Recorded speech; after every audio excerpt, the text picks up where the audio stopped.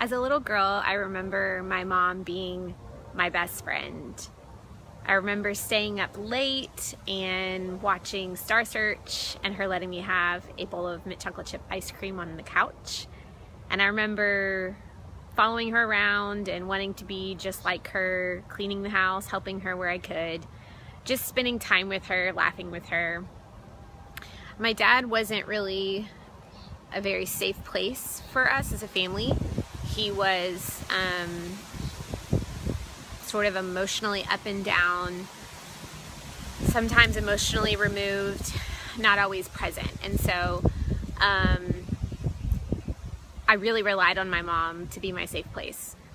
So whenever my mom was diagnosed with cancer when I was about 8, maybe 9, it was really scary for me. I remember not fully understanding it, but yet understanding all of it at the same time. I remember not really knowing if my mom was going to live or not when she was diagnosed. She was diagnosed with stage 4, so it was already in a really bad place when they diagnosed her. And so as a little kid, I don't think anything can really prepare you for that kind of trauma. As a kid, your brain's not even really formed enough to be able to take it all in. And so what I did was I put a smile on my face and I decided that I was going to act in a way like none of it was really happening. So I think as a kid, I was in a little bit of denial and I stuffed down a lot of emotion because I didn't really know how to handle the emotion, and B, I didn't know how to express it either. And so I put a smile on my face and I would go outside and play. And to be honest with you, I really didn't like talking about it. I remember getting a lot of attention at school, not knowing. Sometimes I would be withdrawn from school because we thought she might die that day. And so I remember just a lot of attention being on me that I didn't really want on me. And so I learned at an early age just to tuck away emotion and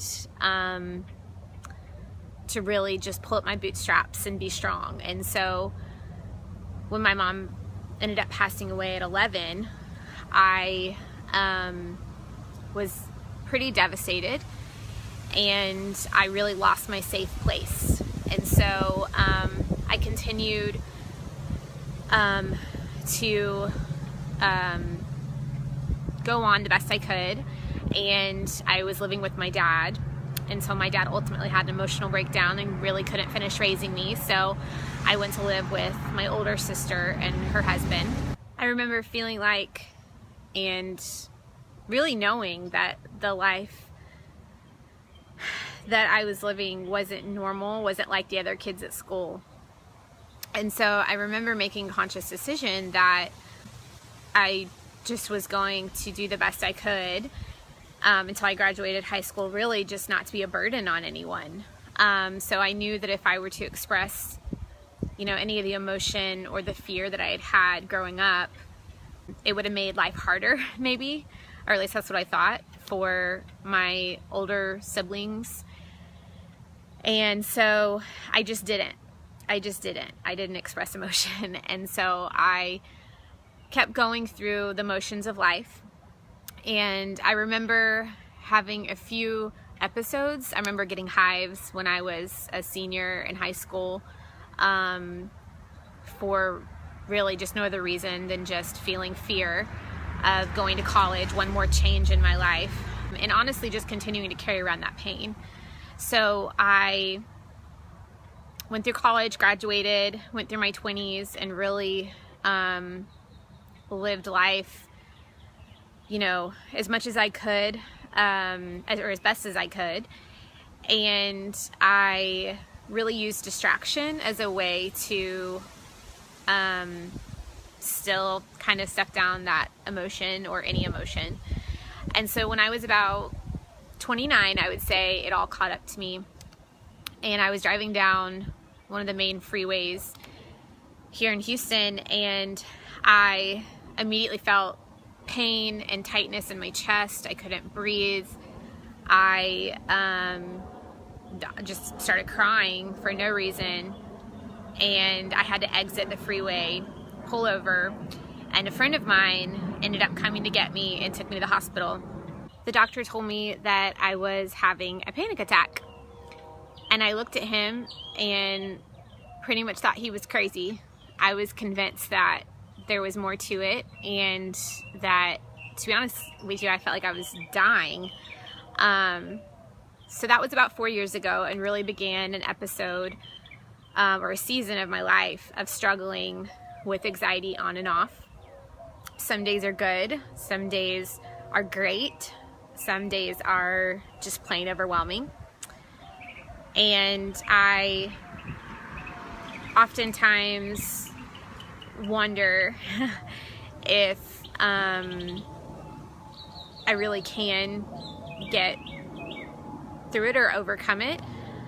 But the driving force over the last 10 years of my life has been my faith in Jesus, and knowing that God gives us authority over anxiety, over depression. He doesn't want me to live this way. And, you know, He is there, like He is in it. I think the scariest thing about anxiety, depression, or really any kind of mental struggle is feeling like you're alone, and feeling like it will never end, and feeling like knowing that your thoughts are irrational, but not being able to control them. And so I think what gives me the most amount of peace is that God is in it with me. I am not alone in my struggle, and that He has made a way out. And on the days that I'm doing well, I can praise Him. And on the days that I'm not doing well, I can still praise Him, because He doesn't change. His goodness doesn't change.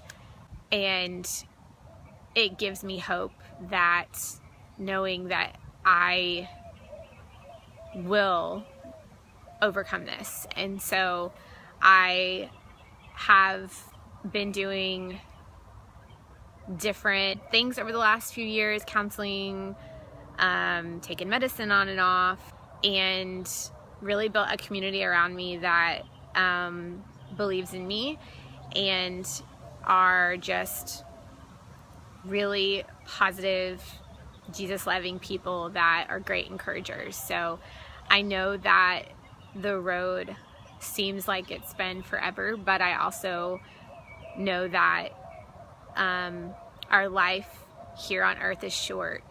And so although it might seem like our struggles are forever, we can just rest in knowing that the truth is that we will one day be able to be pain-free and anxiety-free, depression-free, whatever your struggle is.